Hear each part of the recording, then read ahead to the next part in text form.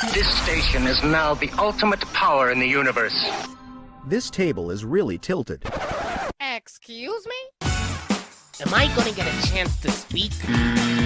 Maybe I should take that back. Denied. Damn, son, where'd you find this? Take a giant step for mankind.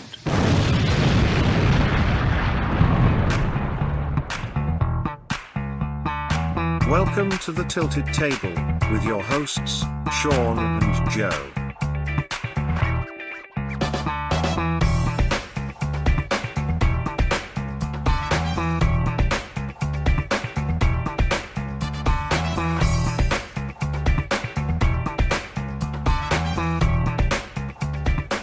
Folks, welcome to another episode of The Tilted Table, the internet's answer to a question that no one asked. I'm Sean Kabibi. And I am Joey Joe, the Fracky Mac. And I want to wish you a happy birthday. It's not really Joe's birthday. I didn't know what else to say right after the intro. Oh, take it. You're going to wish me a very, very unbirthday? Yeah, a very happy unbirthday. That was a great song, by the way. I do enjoy me some Alice in Wonderland. Did you ever do the whole LSD, Alice in Wonderland, Pink Floyd, Dark Side of the Moon, and like do all of that together? Okay, so I did acid, I think 4 times, and I think I've talked about this before. The run was like this. The first time I did it, I really enjoyed it. The second time I did it, I was like, yeah, that was pretty cool, but whatever. Third time, I was like, I don't know if I dig this. And you have to do it, one more time. I had to find out whether I dig it or not. Oh, for sure. And and the fourth time it was, I was like, fuck this. I'm never doing this again. And it wasn't cool. So my experience with dropping a hit of acid and like watching, Dark Side of the, it's no Dark Side of the Moon to watch, but we did do Pink Floyd's The Wall, which was a bad idea because we were with somebody that, for anybody that's never done LSD, or I guess mushrooms is the same thing, any kind of hallucinogenics, but LSD is one powerful drug. Mm-hmm. Off the chart powerful. Like it's probably would easily be a top 3 drug. I would tell anybody that's experimenting with drugs, don't even bother. Nope. Yeah, you don't want to do it. Trust me. But one of the guys we were with, he definitely it rattled him in some way. We had at one point kind of take him outside and calm him down because he's freaking out over it. Yeah, I've done that shit. But yeah, the thing with acid, what I was taught by the likes of Jim Morrison and our boy Timothy Leary, and Pink Floyd and just Jimi Hendrix, was somehow it reached inside you and pulled out like art that you wouldn't normally be able to reach. Mm-hmm. Yeah, and that's bullshit. No, that's total bullshit. It made me as stupid as a brick wall is what it did. Oh. It was not entertaining. There's some drugs that you're like, yeah, I can totally see why people get on this kick and they can't party without it. I can totally empathize with that. But LSD is definitely one of those that it was like, I think I was like 3 and done, kind of like with your forfer. The first time I was like, interesting, not really my jam. And people are like, oh man, you didn't have the right stuff. You got to like do like at least 7 blotters or something. Shit. Right? If you want to fucking die. And then that next time was like, again, not my jam. The third time I was deep in the California desert at a rave this is back in the 2000, and there was a big giant tent. It was really cool setup, and Nocturnal Wonderland was the name of the show or the festival. And they like on the inside of these giant pyramidal tents, they were projecting the distorted Pink Floyd version of Alice in Wonderland. So took a couple hits and laid back, and I remember this girl that was sitting with me had like a tattoo of the Batman logo on the side of her neck. Okay. And again, you're in an altered state of mind, so you kind of have a fixation on what's going on above you, the Alice in Wonderland, kind of the 3-dimensional. You got Pink Floyd playing in the background. And then I'm just like, man, that's so crazy. Batman on your neck. Wow. How did we get here? Yeah, totally not my jam. But one of the things that wasn't my jam, or was my jam, then it was like, man, you got to just grow out of certain things. And as I get older, I find that not only do I now have a tinfoil hat. I've actually got a tinfoil suit, a tinfoil briefcase, and I go around in a tinfoil car. And that is when I was a little kid, I had this fascination with whether it was UFOs or Loch Ness Monster or Greek mythology. I thought all of this is awesome. All of it's true. And I need to know everything. Right. And then there comes a moment in life that you realize, or that my parents inform me, it's kind of like having the Santa Claus conversation. Oh, yeah. You know, it's not real. What? Right. And now you fast forward, 4+ decades later. And I think I really am interested in this stuff. It's all true. So what do you think of those things? What, UFOs? Yeah, or like go chase Loch Ness Monster. I mean, like actually go out and hunt that shit down. Yeah. See, I wouldn't do that. I would do DB Cooper. That's what I would do. Like stuff that I know actually happened. Like it's a real thing, but it's just an unsolved mystery. That's what I would be more interested in. Yes. And I'm not so interested in things like Loch Ness Monster. I mean, UFOs, yeah, because I actually believe they're real. But the problem with my belief in UFOs being real is I believe, not UFOs, life on other planets. I don't think that they've gotten here. I don't think they can get here. I agree with that. So I don't think we've actually been visited by aliens. Now, I do believe they exist. I just don't think they've... What do you think, though, of all of those, like, fighter plane footage that shows these objects that are moving in at speeds and directions that are just, defy the laws of physics, or plummeting straight down into the ocean and coming out at like warp speed and all that kind of stuff? Yeah, well, I forgot about those. So yes, aliens have visited us. I changed my stance. I think there's a couple of things I think you can consider. I think the practical approach would be that it is man-made, maybe American technology, but those fighter pilots, they're not, they don't get privy to classified information. So maybe they're running into their own, military's secret, devices, and then they obviously capture them on whatever cameras they have on their planes, and they're just as baffled and saying like this defies all kinds of laws. To the point they'll just say it didn't happen. Well, I know that I saw at least one documentary where, like a commercial airline pilots who had seen things that made no sense. And there was a whole thing about like you didn't want to report it because they would pull you lose your job because they think you're crazy. Correct. You can't take your license away. Yeah, so they wouldn't say anything. So my first thought is it is some sort of maybe military technology that happens to, cross paths with military people, but they're not, upper, level. They don't know what it is. So they turn it in and say, look what I found. And I'm sure their bosses are like, whoa, that's astonishing. I don't know what that is. And then they're going in the back room going like, fuck, you saw the new device or whatever it is.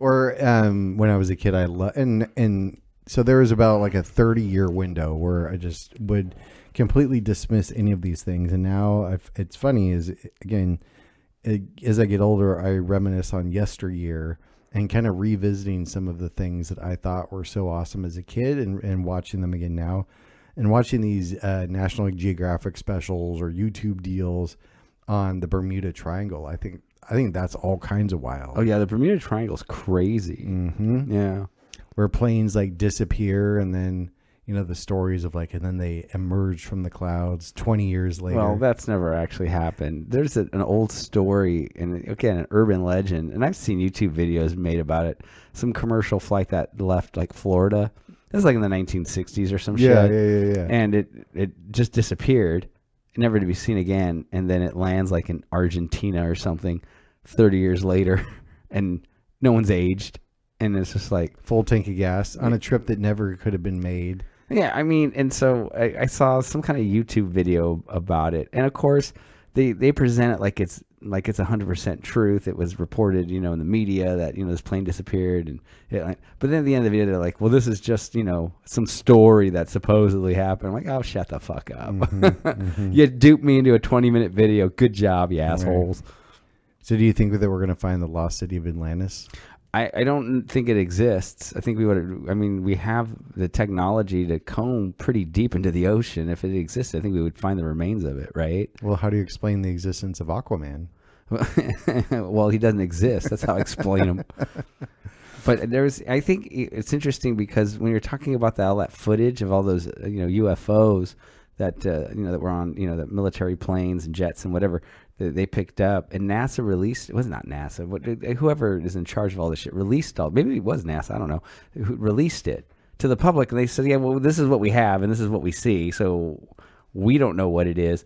And I think that was like, what a great play by the government. Instead of hiding it, you put it out there and just act as baffled as everybody else. Right. Like, oh, fuck, we don't know what it is. No, it's one giant psyop, is what it is. Yeah. So the Lost City of Atlantis, I don't think it exists. I think we would have been able to find that.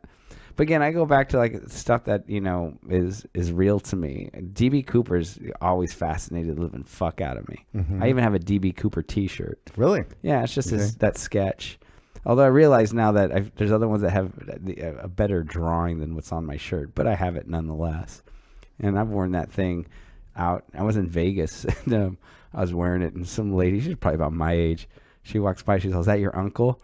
And I'm like, yes, of course, because everybody claimed that their uncle was fucking DB Cooper until they got the joke. Well, you got to fill some of our intergalactic fans on the fun tale of DB Cooper. Well, I'm assuming everyone knows. So DB Cooper is the only person, I think, in American history to hijack a plane, get paid, and get away with it. Mm-hmm. Yeah, and they never found him. Never found him. They did find some of the money, like maybe 10, 15 years later. Was it like over Alaska or Canada? Or no, it was over like? the Pacific Northwest. So it was a plane flight from Portland to somewhere, and he jumped out somewhere over the wilderness in the Portland area. Not Portland, but Oregon or whatever. Mm-hmm. So yeah, so he his name, it's really weird because DB Cooper's not even. First of all, that's not his real name. Obviously, he's going to hijack a plane. He didn't use his real name. But that's not even the name that was on the ticket. It was Dan Cooper. The reason it was DB was a reporter got it fucking wrong and printed DB instead of Dan. So they just like, well, fuck, it's DB Cooper now, because that's what the media put out there. So I think it was 1975-ish. Something like that. Yeah, so way before TSA and all that shit, he buys a one-way flight. And I'm guessing, I think it was from Portland to like maybe Arizona or some shit. And he gets on the plane and he has a briefcase with him, and he hands the stewardess a note saying, "I have a bomb and I want, money." I think it was $250,000. I've told my students this, like, all that for 250 G's. I'm like, slow down. It's 1975. That was fucking a lot of money back then. So, according to all the eyewitnesses, he was really nice. He wasn't crazy or psychotic or threatening, And so they land the plane, and he asked for $250,000 and 2 parachutes. And there's a specific reason why he did this. He's a smart man. So they give him the money and the 2 parachutes. They go back in the air. They drop the plane, I think, to 10,000 feet, and he opens up the back hatch. I guess the back of the plane that goes down. I'm not sure exactly what it's for. And he jumps out.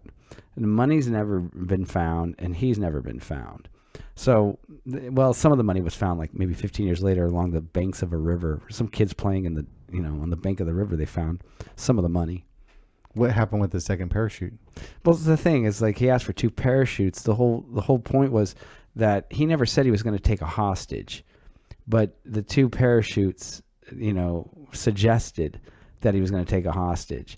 So the reason he did that was because if he asked for 1 parachute, they would just give him a bum-ass parachute. When he jumped out, he'd die. Mm-hmm. Now, if he asked for 2 parachutes and they think there's going to be a hostage, they have to pack both those parachutes correctly because they think that somebody's going to be jumping with them. Oh. So he was guaranteed to get a parachute that worked. Smart man. There's some 4-dimensional chess right there. Yeah, I know. Everybody else was playing checkers. He was playing chess. And they never figured out his actual identity. No, they never found him. So the question is, did he survive the jump, or did he die? So my theory is that he died because none of the money was spent. Of course, they gave him marked bills, and the only money they found was along the banks many years later. None of the other monies ever went into circulation. I think there is a skeleton wrapped up in a fucking parachute, tangled up in some tree somewhere in the middle of nowhere. It's amazing to think how vast this planet is. That, like, you can, there's tons of stories of people getting lost in the wilderness, just never to be seen again. For sure. Yeah, and not even like him. Like, he jumped out in the middle of the night, just over fucking forest, I guess, wherever the hell he was when he jumped. And, no one's ever stumbled across the body. They've done massive searches, and they can't find a damn thing. But I think he's out there. I don't think he survived because where's the money? He could have traded it or bartered it away for like some long lost, gold miner in the mountains somewhere. But the thing is the money would have been circulated by somebody at some point. Maybe he's the creator of. Maybe was it Yoshi Nakamura, the creator of Bitcoin? I highly doubt that. So, but yeah, he became kind of a folk hero. So it's not like people look at him as being this evil man. And all he left behind was a cigarette butt and a pin, not a pin. What do you call it? A clip-on tie. And they do have DNA, but from what I understand, it's not enough DNA to pull a profile. Maybe in the future, they get more, technology. 23andMe, go backwards. Yeah, maybe they can figure out who it is. But I think I know that there's. See, the thing is, I've seen a lot of these documentaries about him where they pinpoint, well, it has to be this guy, but that's not any kind of definitive evidence. That all things point to him. There was another guy, I think 2 years later, can't remember his name. He did the same thing. He pulled the exact same stunt. And he didn't get away with it, though. They caught him? Oh, yeah, they got him. Ah, all right. So, yeah, he, I don't know if he jumped. I think he did jump. And they were able to, track him and catch him. Interesting. I can't remember his name. I think it was like Rory something. Because a lot of people thought that he was D.B. Cooper. Like, oh, well, he's doing it again. Because he kind of, I guess, matched the profile, but it's not. It's just a copycat. What do you think about Bigfoot? Not real. Abominable Snowman? No. We just go down the line of shit. Nope. Bigfoot, come on. If Bigfoot was real, then Bigfoot would have to have, sex with some other Bigfoot. And it would be more Bigfoots. Where are the Bigfoots? Because it can't be the same Bigfoot. When did they first get that film? Oh, this is like, what? 60s? 60s, 70s? Yeah, so the original Bigfoot is dead. He can't live that long. And so, but people keep seeing Bigfoot, so it's got to have offspring. So that means there's got to be a handful of Bigfoots out there. Maybe it's that whole Jules Verne Journey to the Center of the Earth. No, I'm not buying that. Not at all. No. I can't believe I'm legitimizing Bigfoot right now. Like, I'm having this argument about the legitimacy of Bigfoot. I think, well, the thing is, it's the same with ghosts. See, now, first of all, I believe in the afterlife. I'm not particularly religious, but I believe that we are not the be all to end all, the highest thing in existence. I think that there's a plane of existence beyond that. Now, what it is, I don't know what that is. But so, does that mean there's spirits? Well, there's souls, or there's something. At minimum, it's got to be some sort of what do you call it? Some sort of energy. We are a ball of electricity and energy. It has to go somewhere, right? But when people like, oh, ghosts. Now, I'm not sure I believe in ghosts, and I say that because it's just like Bigfoot. Like, no one's been able to get like a picture of it, right? Like, I can understand prior to smartphones or cell phones, not everybody has a fucking camera laying next to them, but with all the technology we have and all the things that we can catch, no one has been able to capture a definitive photo of Bigfoot or a ghost, or the Loch Ness Monster. Or Loch Ness, like irrefutable proof. Here it is, fucking ghost. Here it is, fucking Bigfoot. No way to dance around it. It's not some grainy, shadowy looking thing. It's Bigfoot. Like, why is every photo of everything like that fucking just not quite clear enough to really guarantee us that that's what we're seeing? So that's why I don't think that stuff exists. Now, ghosts at least have the advantage that there's of another realm of existence. So maybe somebody has like full on ghost in front of them, straight up took that photo. But it's a ghost. It's got powers and shit. So when you look at it, it's clear. But the minute you show it to somebody else, it's like, what? It wasn't like that when I took the photo. Of course not. The ghost made it like that. Right? Now, Bigfoot can't do that, though. Bigfoot gets, a picture taken of him. It's a done deal. He can't, wave some supernatural powers and make shit change. Well, there's a show. Again, why am I having this conversation? This is a great conversation.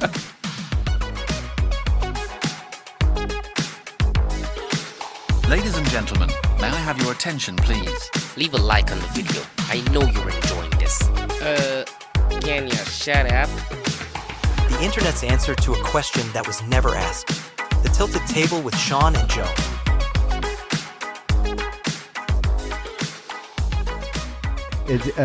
So there's a show on Apple right now. I think it's the #1 show on Apple. It's called Monarch Legacy of Monsters.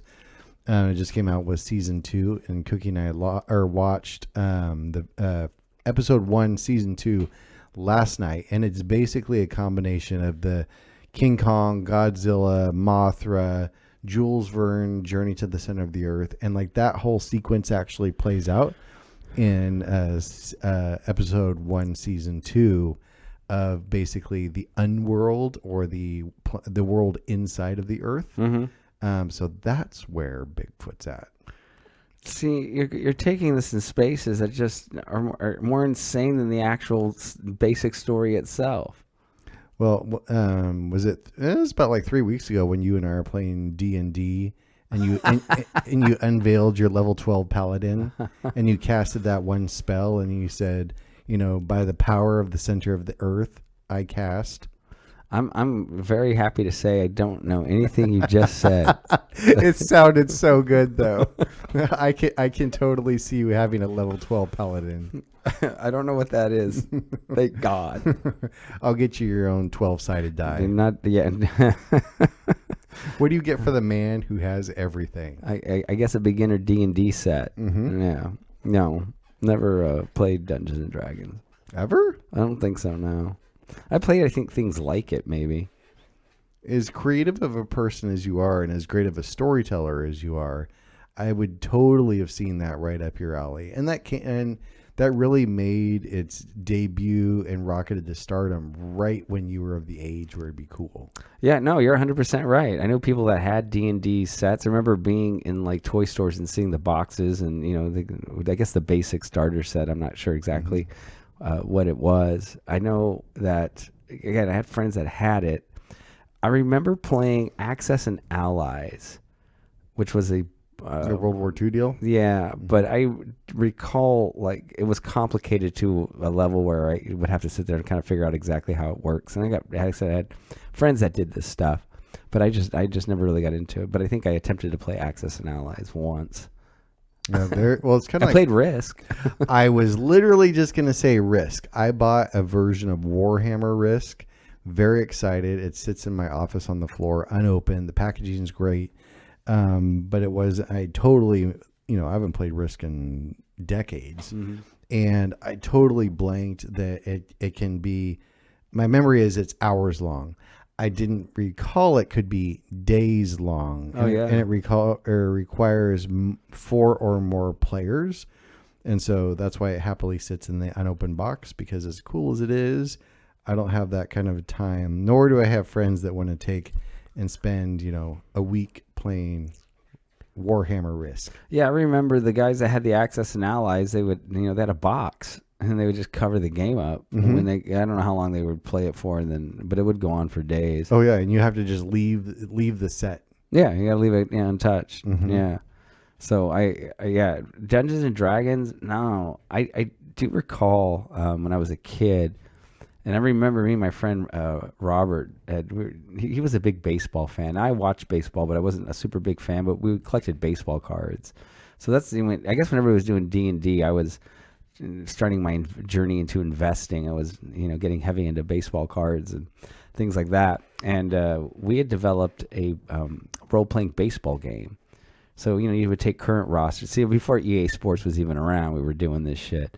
We would take the current rosters, and I believe we used, I'm going by memory, but I think it was, we used one, just a regular 6-sided die, and we had, 2 or 3 of them, and based on the player, we would give them some sort of attributes, and you would roll the dice, and, if it was a certain pitcher, certain numbers were strikes. If it was a really good pitcher, it would be, more of the numbers would be strikes, that kind of idea. And so, player to batter, swing, depending on the batter, it would be, either, swing and a miss, no swing, that kind of thing, or, foul ball or whatever, home, and it would cover, all the different possibilities.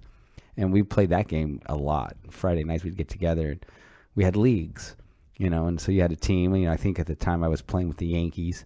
And, he was a Dodgers fan, and we had a couple other friends and they would pick a team. Yeah. And then we would, trade players and move things around, and dice baseball. What do you think of those? There's like gaming rooms. Usually they're like in strip malls or in like. Oh yeah, I know what you're talking about.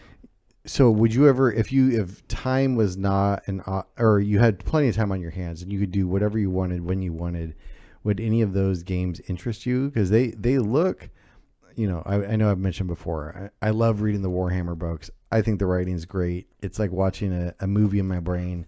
But I do know there's a board game version of that, and I would like to participate, but I also don't have like 10 hours per session to paint miniatures and all that kind of stuff. But I think it would be really fun. I wouldn't be interested. I can invite you into my guild. No, I don't think I'd be interested in something like that. I think one would be the time, constraints. Even if I had all the time in the world, the stuff takes a long time. And I don't want to sound like I'm insulting people that do this stuff. I think there's a couple of things I would run into that I wouldn't like. I think the first is the people that play these games are really passionate about it. Mm-hmm. And I would never be that passionate.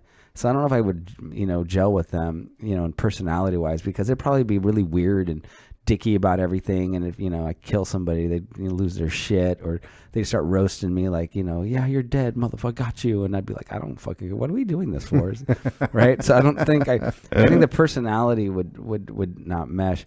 And then the other part of this, and this is going to make me sound like a complete asshole, but I mean, the fact of the matter is that this sounds so juvenile.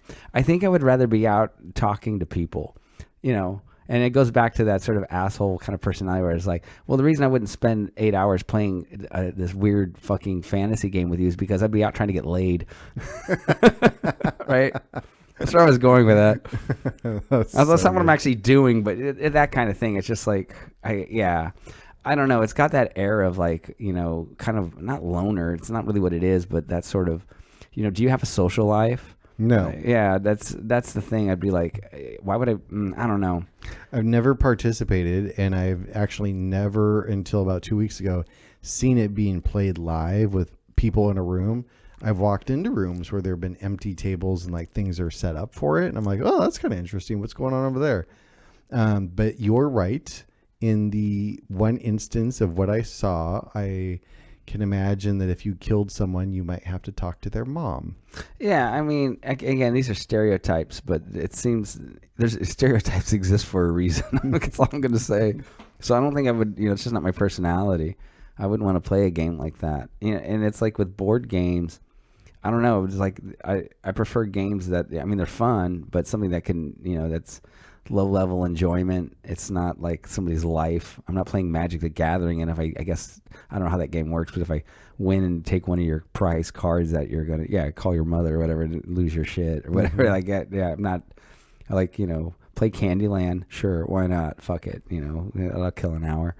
Well, it's funny. My or Chutes and Ladders or whatever. My sister-in-law has been an artist, a digital artist for Magic the Gathering, like the online game, like the video game deal. Yeah, and it's really cool. In the past, like she sent us like some beta YouTube links to where we could actually see the work and the fighting sequences and how the characters that she helps create are painted into existence and how they appear on screen. And that's kind of cool. Oh, it's dude. I mean, it's awesome whenever, we don't get to see them very often, but whenever people are like, so what do you do for a living? I'm like, I deal with real estate stuff. It's not exciting. Well, what do you do for a living? I create digital warriors online. Yeah, right. These are like, what kind of digital warriors? Like people that can decapitate you. Like that's how I know what a level 12 paladin is, or a Valkyrie ninja. I know what those are. To me, what's weird is that your sister's job is dope. Right, but here, and I'm just throwing this out as an idea. This is how I kind of think it would go down. Like, if say you're a dude, right, and you're like an animator for Pixar, right, that'd be a cool job. Mm-hmm. And your sister's got an equally as cool of a job, that kind of thing. But just because of what it is, it would like not resonate with anybody. So it'd be like you walk into like a place, and it's like, what do you do for a living? Oh, I'm an animator for Pixar. people are like, oh shit, really? God damn. Yeah, I've worked on this or that, blah, blah, blah, blah. And chicks would dig you. But if you walked into the room and said, oh, I am an animator for Magic the Gathering, some people would be going, oh, that's pretty cool. But the chicks would be like, well, whatever that is. It's like, gee, you got a fucking cool job like that. You still get no action. No action. Just because it's Magic or any of those kind of, games. I don't want to shit on that kind of stuff. But I think it would be worse if it was Pokemon. The adults that are into Pokemon blow my mind. It's like a kid's game. Like, what the fuck? Okay, yes, it's weird. I think the investing collectible side is somewhat interesting. Yeah, I mean, the people do collect the cards, but I know people that would play especially like Pokemon Go came out. Oh, wow. That was a wild time. When that first came out, people lost their shit. I worked at a bank for a number of years, and it was at a corporate building, 3-story, like the proverbial Class A glass walls. Very, very nice. Yeah. And right when that Pokemon Go came out, there you'd see these super serious, normally professionally, you'd see these super serious people in the power suits and whatnot, and they're roaming the halls with their phone, trying to cast a whatever it is to catch them all. Yeah. And I remember asking one of them, her name was Lisa. I was like, Lisa, what are you doing? She's like, I've almost got it. Don't move. I've almost got it. And I'm like, aren't you supposed to be meeting right now? And she's like, I should be doing your fucking job. She's like, I rescheduled it. I've got to catch them all. And it was amazing, how that was everywhere and then it was nowhere. Yeah, it's strange because Pokemon has been popular for decades. So when that came out, I thought well, this is just a next evolution of something. Mm-hmm. But it seemed to die off pretty quick. And I don't know, can you still play Pokemon Go? I think it's on my phone still from once upon a time, because more out of curiosity, I was like, I'm bored. I'll see what's going on. So are people still playing it? I don't know. It's one of those things that I only know from just watching kind of society itself, and I haven't heard anybody talk about it. So I'm sure it exists in some weird, I would subculture. I would assume it does. The reason I'm asking the question, it just reminds me of some YouTube rabbit hole I went down where these guys would go into metaverses that existed or were popular 10, 15 years ago. So they create an account and they go into these. I don't know if they're called metaverses. They're games essentially. Go in and but it's the same idea. You create a character and you go into some computer game. It's not like we wear a helmet. It's not like that. And they just go in there to see does anybody still do this?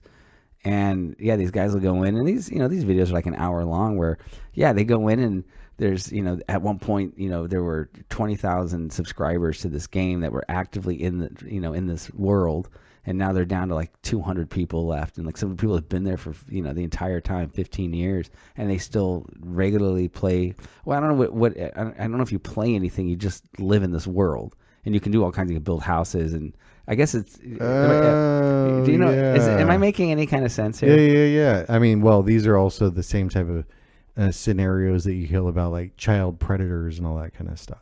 Well, yeah. Well, I'll give you an example of what I saw. One is it's just a world, and you can do anything that you would do normally in the real world. One of it is they hold a trivia night at some bar. Again, this is a computer game, so you would take your little character, go in there, and there's other people obviously online from around the world, and they're sitting next to you, and there is another person that is getting on stage, and they're telling jokes, and their characters they're speaking it and telling the joke. Or a trivia game where they go there and they play a trivia night. Mm-hmm. So it's just that real life people would go to a bar and go to a trivia night. This would be going into this computer game, and you would go to that bar or that club. So does this go back to the proverbial living in the basement of your mom's house type of a thing? I mean, this is something that I would never have done, although I find it fascinating. I'm not saying I wouldn't have tried it. I didn't really know about it. Mm-hmm. But again, at some point, okay, so I enter in this computer game, and these people know each other. There's people that have been friends for 15, 20 years that have never met in real life. They work together in this game, and somebody the guy gets a tour because he goes, I'm new here, and so let's go play a game, and they'll go play Frisbee. right? On this, like, They're virtually playing frisbee. yeah, they're having the character. Again, it's not metaverse. You're not wearing the helmet and actually Yeah. walking around. Would be like little characters. Yeah, it's just wild. So yeah, I found it fascinating because, again, the way that they put together these videos, and they do a really good job with it. Like, you know, at first I was like, who would still be playing this game? But I found a community of people who were loving, and they have been friends for years, and this was an awesome experience. But on some part of it's sad. Like, you know, no one. These are debunked games that, you know, haven't been updated in years. Even like some of the people that are in those games have, I guess, they do coding well enough that they've updated things and added things to it because the developers stopped a long time ago. Interesting. Yeah, and they still go there every day or whatever they do every night and go there. Almost sounds as obscure as like logging in and still being caught in an AOL chat room. Yeah, essentially that's what it's like. Yeah, like, well, let's assume that AOL chat rooms still exist. If they did, right now as we speak, are there people in there talking to each other? Oh, I'm sure. A handful of people that still do it. And I find it fascinating more from a social side, you know, sociology side, that there's people that have built these communities and have been in these communities for, you know, 10, 15, 20 years, and they won't let it go. And I actually can see why they wouldn't. Like, this is something that is very meaningful to them. Mm-hmm. Did you ever get into the AOL chat rooms back in the day? No. Mm-mm. I would say I was in there for like a hot minute, like 1997, 1998. I really didn't have a computer, not like that. I didn't really have a home computer. I mean, I worked with computers, but I didn't have one at home. Yeah, I had, let's see, a 56K modem that was blazing fast. Yeah, of course. Yeah. Right. I remember like during college, like, you know, jumping into like some weird chat room and somebody's like, hey back. And then, you know, an hour later, you're still sitting there talking to this random person about nonsense. Yeah, like I said, the first home computer I got, I think, would have been maybe my senior year of college. It would have been like 1998 when I first would have been able to like do stuff like that. And so I just never did. I mean, at that point, I was, you know, getting ready to graduate college. I was dead broke. All I could think about was like, I need to get a job. I got to go to work. I wasn't thinking about chat rooms. Right. Even when you got like a pile of AOL or Prodigy.net discs in the mail. When I got my computer, I did get those, and I would, you know, exhaust the 40 free hours, but I would never pay for internet. Yeah, there was nothing on the internet. I remember thinking, when I'm going back in my head, I'm thinking, and what I remember is that I thought there was anything on there I would really spend a bunch of time, you know, visiting, because it was mostly just websites. Yep. It wasn't like you could stream music or watch videos. No, you couldn't do any of that stuff. And you had to be very specific on, like, Google didn't exist. There was like Ask Jeeves or like some. Yeah, Ask Jeeves was one of the first big Alta ones. Vista. Yeah, Alta Vista was one I used. Yeah, I liked Alta Vista. But then, yeah, you just wing in a prayer, hope that the thing that you were interested would have a really cool layout, and it wasn't some HTML, you know, first grader that was putting it together. Well, they had that little, remember the little counter at the bottom of the page? Yeah, that say, showed like, how many visitors. Yeah. And you're like 17 visitors. Like, I'm out. I do remember the only time I really used the internet, 'cause again, I was graduating journalism school. I was going to go into newspaper reporting or news reporting. So I remember using it mostly to, you know, read the news, kind of see what was going on. And that was it. I don't think I really did much else with it. Not that I recall. Again, you couldn't watch videos. You know, there was, you know, what are you going to do? Just go to some random websites and like, I wonder what's going on at Coca-Cola.com. That was kind of how it worked back then. Yeah. There was nothing that linked or, you know, I'd say early 2000s. That's when you started having like bulletin boards and kind of like bulletin board chat room deals. And I only know that because I helped moderate one of them for a number of years. And it was cool, man. I do miss those good old days, but then, you know, the world got weird and all of the freaks came out at night, and then the whole scene shifted. And well, I think the first time I got into something that was like, you know, where I was really interacting on the web was LiveJournal. I did have a LiveJournal account, and that would have been maybe 2001-ish, because I was living in the Bay Area at the time, and a girl I met, I went out with her a couple of times. she's still a friend of mine on social media, April. So I don't know if she listens to this, but shout out April. What's going on? This is a one I went on. I think we went on maybe 2 dates, and so but we still had connections. She had a LiveJournal account, and I didn't know what it was, and she explained it to me. This is basically like I guess an online diary was about what it amounted to, and it was early social media. So I created one, and I can friend people, and you can again just like I think the original kind of MySpace, where you type some kind of like, oh, today I did this or whatever. And it's just stuff like that, and people would have to physically visit your page. It wasn't like today where it links everything up, and if you post something, everybody sees it. They'd have to physically click onto your page and see what you're doing. So that was the only time. It was the first time I remember doing something that would have been interactive like that. Other than that, I remember looking up things like rotten.com, because you can they have pictures of crazy actual real death pictures, and then naked chicks. You can look up porn. I'm like, well, you can't watch porn. You can't. There's no videos. When you look at some oh shit, there's some pictures from typical Hustler and shit like that. I remember looking up stuff like that, but then that stuff got really old really quick. Like, okay, but, you can look at that. Oh wow, there's a dude with his head chopped off. Okay. My favorite website. Here's two people having sex. Okay, so it's about. I remember finding a website. It was a search engine called Yahoo, and it was all marijuana related. And so it was all the marijuana sites. And I remember doing that. And I do remember at the time I was still doing music, and I did set up a GeoCities or a tripod. Oh yeah. For whatever band I was in at the time, and people I was playing with, and we'd post like, "Oh, we have a show coming up" and things like that. But again, unless somebody went to your specific, address, and they wouldn't know about it, it's not like they'd be informed. But I remember doing stuff like that. Yeah. Well, and I guess my last thing on this one that I loved, especially when I had a dedicated T1 line, is like when Napster was like slanging and banging. And I was just like burning CDs like it was going out of style, and it was great. Anything and everything I could possibly think of. Normally, that was T1 lines. That was cutting edge technology at the time. Oh God, yeah.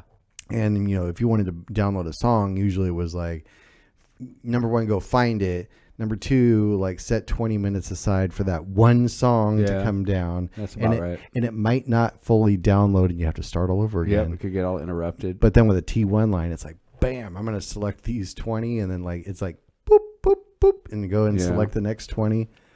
But then you get into the LimeWires and the Morpheuses and all of this. Oh yeah. And then your computer just crashes because you downloaded a bunch of viruses, fully infected with every virus known to man. There's so many viruses. It was like your computer got the Black Plague, grew a third eyeball, and just keeled over. Hey, you know what? Maybe your computer was ruined, but at least you got a decent copy of Welcome to the Jungle. Yes, and I did get a Return of the Mac, which I still own. Of course. Yeah. I have an important announcement for you, so stay tuned. Yo, that's some next level shit, bruh. So you got me. Big deal. The internet's answer to a question no one asked. The Tilted Table with Sean and Joe.